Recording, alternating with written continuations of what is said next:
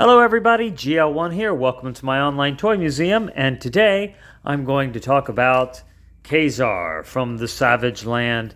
This action figure just came out and I had to pre-order it and wait a little bit.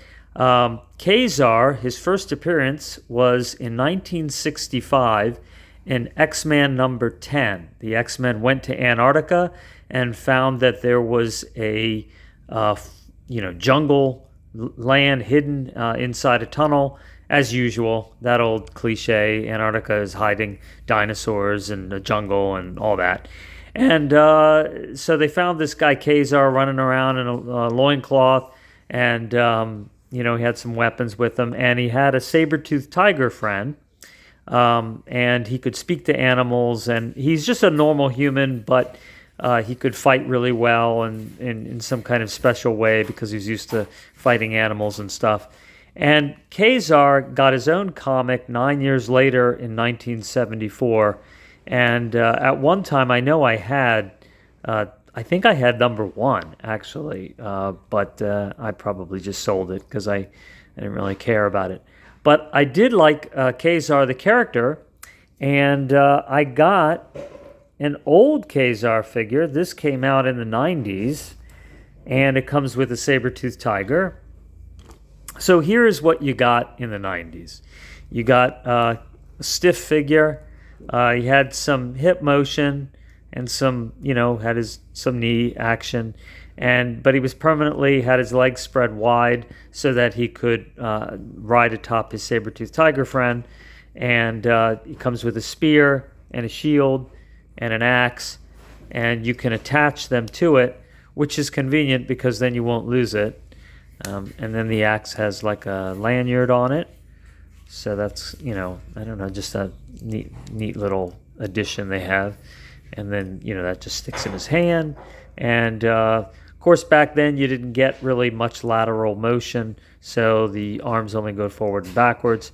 You do have this loincloth that actually, for some reason, is removable, and I don't know, he strips down to another loincloth. So maybe this is his winter loincloth, if he's going out of the jungle and he's going into Antarctica and into the snow and ice. He wants to get warm, so he puts on another loincloth on top. So here's the saber-toothed tiger toy, and this is kind of cool because it does a little leaping action. It doesn't have the mouth that opens. That would have been cool. It's a little softer plastic, but he's got springs in his back feet. And let me show you how exciting this can be. There. So he's leaping and he's striking, and that would be pretty terrifying. So you can see he's got some motion in his arms, and the legs that move together. Now our new KA-ZAR is excellent articulation, although they didn't give him a toe. And I think they didn't give him a toe because they gave him extra shoulder joints, maybe. They don't want to spoil you with too many joints all at once. And this loincloth, does not come off, but he's got a 12-inch Bowie knife, which is one of his weapons. So, he carries that with him. And he's got good articulation in the head. And I think actually what's really impressive is that the face sculpt really does look like a person. It just doesn't look like anybody I know. But maybe one of you out there knows somebody that looks a lot like this guy. Now, he comes with a spear that he can barely hold on to. He does come with some extra hands, but none of them really hold the spear very well. I'll show you what I mean. Comes with some fists as well. So you can give him punching action, or you can have him hold the spear. And he's got like a finger kind of curled up. And so, it goes in there. But it's easy for it to slide out. It doesn't really grip it really tight. The fingers are also softer plastic than a lot of times. They're, really hard. Certainly on other brands. He has his, right now he has like his claw hand, like he's going to fight like an ape or something. And those fingers are really flexible. So that's kind of neat. So, and he's got a lot of flexion. So he can really bend them up like this. And I think the idea is he can arch his back a lot, so you could have him like he's hanging maybe upside down from a tree, and he's holding on, hanging there, or maybe he's climbing. He's doing like the Kung Fu grip. If any of you remember G.I. Joe toys and the Kung Fu grip in the 70s. That's the features of this figure, and it's pretty good. It's a Build-A-Figure, so you got to spend $150, $25 a piece on these things, unless you get them on clearance, to get maybe a lot of figures you don't care about to make the saber-toothed tiger. And it's a cool tiger. It's got good articulation and everything. But if you have this one, judging by the arm, it's going to be about the same size. And in fact, this guy's got bigger muscles. But you can see, I love the foot pads on the tiger. I think that's cool. It's going to have pretty good articulation. I am never going to buy all those other figures just to make the tiger. I don't even know who they are, and really don't care. I think that's Cable, but I don't care. Anyhow, what I wanted to show is a similarity between all these blonde wild men. So, any of you remember in the 80s, I think 1983, you had Thundarr the Barbarian, and he had his buddies Ookla the Mok and Princess Ariel. And this figure, they issued this, I think, in the early 2000s, and it has a little bit of shoulder articulation and legs, and you can spin them all the way around a little bit too much. The loincloth is like a rubber, which is kind of cool, and same with the top. And he's got a flaming sword, which then this can be removed, and then like it's not flaming, and then he's angry, and then he hits a button or whatever, and it starts flaming. And he's got kind of the old-fashioned knees. He does have some ankle articulation, which is cool. And Ookla the Mok, well, Princess Ariel I know is like $250 in the package, and so it's really overpriced. It doesn't even have hardly any articulation. In fact, I remember seeing Ookla and Princess Ariel in a store called Video Concepts. I believe it was the early 2000s, and maybe even the late 90s, and they were $30 a piece. And I didn't want it. That's a lot of money, especially back then, for figures that didn't have much articulation. So I just got Thundarr, and he was the main character anyway. But what I also wanted to show is that KA-ZAR's saber-toothed tiger is very similar to He-Man's Battle Cat. So, although the tiger has longer teeth, but, once again, it's a savage-looking blonde dude with a big tiger for a friend that helps him fight. And so that's what you get, Battle Cat. And, of course, He-Man has superpowers. He's, like, super strong, like, maybe as strong as Superman. There's lots of debate about that.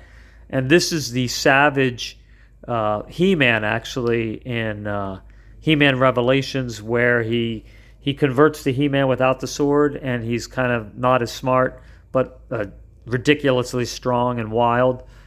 And I also wanted to show the latest version of He-Man. Well, there is Thunder Punch He-Man, which I don't have, the newest one. But this one came out right before that, and this is He-Man Revolution. And, you can see this is a 7-inch scale figure, and KA-ZAR is 6-inch scale. Good double knees, see that? And compare him next to He-Man. Obviously, He-Man's much bigger because it's also 7-inch scale.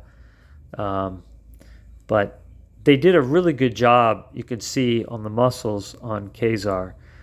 Good definition. And I always think that this is not a McFarlane, but it's similar to McFarlane in that the bicep is really reduced. It's cut at an odd angle so he can bend his arm up. But I think it would be better to sacrifice some of that movement just to get more of a realistic roundness to the bicep like they did with the Marvel figure. You can also see that the He-Man face is, well, it's younger, yeah, I guess it would be a younger guy, but it's also less detailed.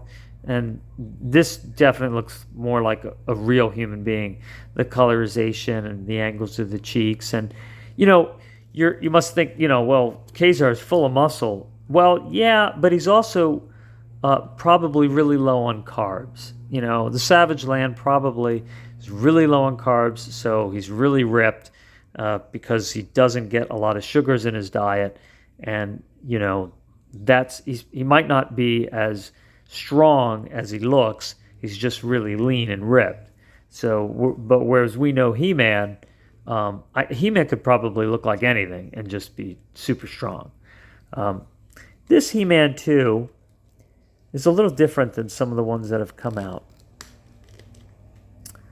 What they did on this He-Man Revolutions is they gave him a bigger torso. The arms are the same as what they have, and the legs are the same as what they have on Revolutions, but they did give him a bigger torso. His chest is different. It's a little deeper, and his traps are bigger. And even if you compare him with the Savage He-Man, I put a bungee on his feet here to hold him on.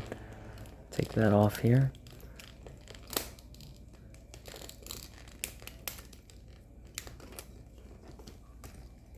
Savage He-Man is more muscular than the regular Revolutions He-Man also, but they've changed the torso again. You see how high his traps are there compared to Savage He-Man? And Savage He-Man is bigger than the regular He-Man too, but once again they've made him even larger. His chest is a little more rounded, whereas this is more squared off. So he's probably been doing more dumbbell flies. But the arms are still the same mold. So they gave you the same mold on that. And the back is a little bit different too. You can see, now this is wider. His rhomboids are wider. And his rhomboids are a little tighter. But his lats are a little bigger, I think, on the new He-Man. Sacrifice a little bit of rhomboid for lats. Probably a worthwhile sacrifice, as far as bodybuilding goes. And I think there's also a little more detail in the serratus muscle, which is the muscles that cover the ribs on the side. So if you take a look, you can see that there's more detail there too. So it's a pretty neat addition that that they come out with these He-Man figures, and every little while they make them just a little bit different. But you could really see where KA-ZAR fits into this whole thing. I mean, he's super ripped. He even has cross striations in his tricep. You got to be really ripped there. So look at that. I mean, really very low carb diet. Even he has some striations in his tricep. So he probably would run out of energy pretty quickly. I mean, he probably has to eat pretty frequently. He's just running really lean. But then again, maybe he's just so used to being so lean that it's got quite a bit of energy. But anyway, there you go. You can see this new KA-ZAR figure. I think it's a good figure for $25. I think you get quite a bit. It just would be great to be able to buy his saber-tooth tiger by himself, for a reasonable price. Maybe the same price as KA-ZAR would be reasonable, or a little, maybe $5 more, right? All right, well, thanks for watching, and I will talk to you soon. Take care.